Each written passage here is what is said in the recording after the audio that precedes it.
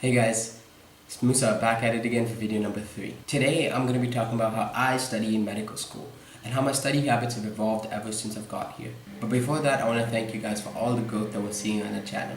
Hopefully I can keep being a positive influence and keep providing you guys with valuable and helpful content. For those of you new to the channel, hi there, my name is Musa. I'm a second year medical student at CMH Kharian Medical College and I make YouTube videos. But before we get into it, don't forget to like the video, subscribe to the channel, and hit the bell icon down below to be notified of all my future uploads. Now back to the video.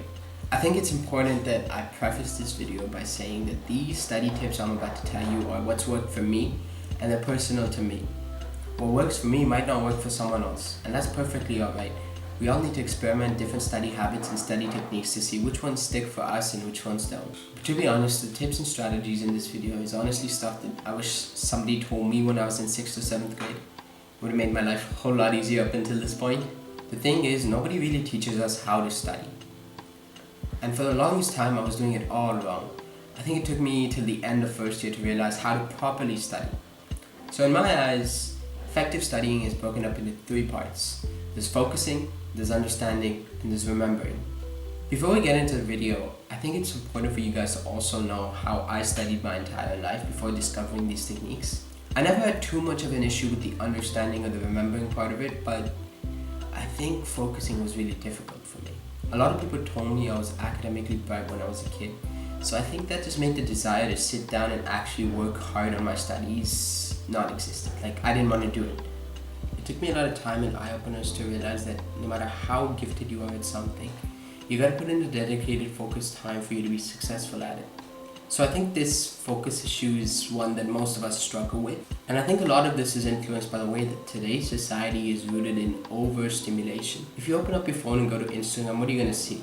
Bright colors, fancy pictures. Or say for instance you go to Netflix. You can have thousands and thousands of shows and movies you could watch. You're spoiled for options.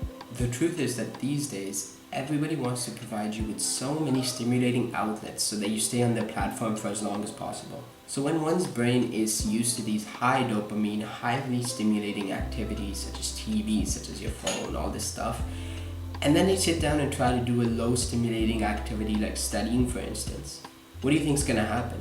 They're going to be bored, they're going to be weak, they're going to be tired, they're not going to want to do it, they have no motivation, their head hurts, their body hurts, they just won't do it. It'll be hard for them to focus. Now for me, this was easily the hardest part to overcome. I would sit down to study and just 5 minutes later I would be begging to get up because of how bored I was. But how did I fix it? Or how can one fix this problem? So I have the view that everything in moderation is alright. In the past, I would see myself getting excessive with these highly stimulating activities, and that would just make sitting down and studying and focusing on my studies so much more difficult. I found that when I limited those activities to a point where I wasn't doing them all day, every day, I started finding the small things in life enjoyable again. And that included studying. Studying started to be genuinely enjoyable. And I started to get a deep sense of joy and fulfillment that I didn't get beforehand. So what we can try to do is keep your TVs and your video games, your electronics, social media, junk food, etc., all these high stimulating activities, we can limit them to the best of our abilities.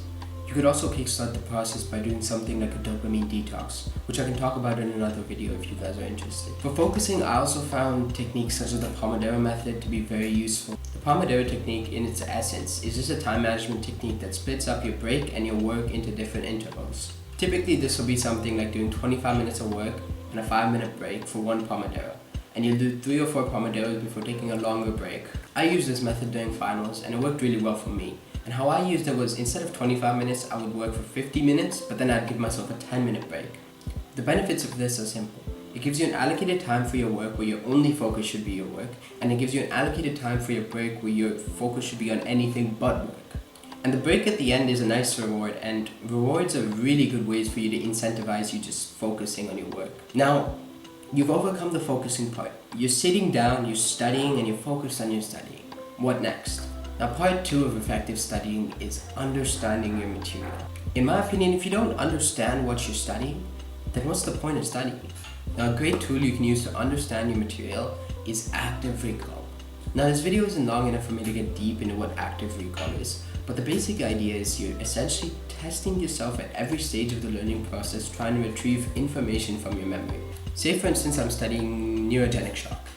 Now, if I just read the causes of neurogenic shock, that's going to be a completely passive process. Now, instead of just reading, my book is closed and I'm going to actively retrieve the information I just learned from my memory. Now, it takes a little bit of work, but I can remember that the neurogenic shock causes are spinal anesthesia, general anesthesia, and brain damage.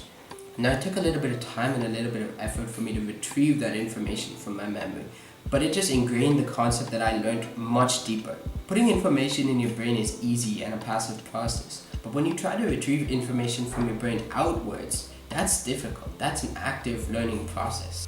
But that's what truly ingrains a concept in our head, and it lets us get to that deeper level of understanding much easier. For me, the eventual goal of understanding is after I learn something, I always ask myself, did what I learn or did what I just read make sense? After being able to make sense of what I learned, could I explain this to someone else? Could I explain it to a kid who has no idea of what neurogenic shock is? Or could I explain this to a friend who's not in a medical field, for instance? If I can take a complex concept and simplify it to the point where I could explain it to anyone, even a kid, then I truly understand it. And that is the essence of understanding. You gotta figure out the why. You gotta know why everything is happening. And once you can do that, you understand a concept. Now you've focused on your work, you've understood your material, but there's something left to do. And that is the third and final part of effective studying, which is remembering. And the approach that a lot of us take to remembering material is actually cramming, which will work for an exam or two, but it won't get us that deeper level of long-term retention of knowledge, which is what we aim for. Now, the best method for this long-term retention of knowledge that I've used so far in second year is called spaced repetition, which is a review of material at intervals which get larger at each subsequent review. For example, if I learned fatty acid synthesis today in biochemistry, I'm going to review it again tomorrow, I'm going to review it again in a week, I'm going to review it again in 2 to 3 weeks, then I'll review it again in a month. And the theory is that the time it takes to forget what you reviewed decreases with each spaced interval. And this is the best way for you to retain information on a long-term scale. A great tool I've started using in my second year to have both active recall and spaced repetition achieved is Anki. Anki is a flashcard app, and the concept behind the app is that you have a deck of flashcards with a statement or a question on one side and the answers on the other side. And Anki has an algorithm that shows these flashcards at different intervals depending on how difficult you found that flashcard. The flashcard itself facilitates active recall as you try to retrieve the information before you flip the flashcard, and the algorithm of Anki allows for spaced repetition to be achieved as well. And those for me have been the two best study habits I've picked up in the last. Overall, that's just a general overview of how I think effective studying can be achieved. If you guys want me to go into detail about any of the topics I covered in this video, whether it be active recall, the dopamine detox, Anki, anything else, just leave it down in the comments below, or give me a message on any of my socials, which you can find in the description down below, or you can find at the end of the video. And if you have any other questions or suggestions, you can do the same thing. Comments down below or give me a message on my socials. Thanks guys, and this is Musa, signing off again.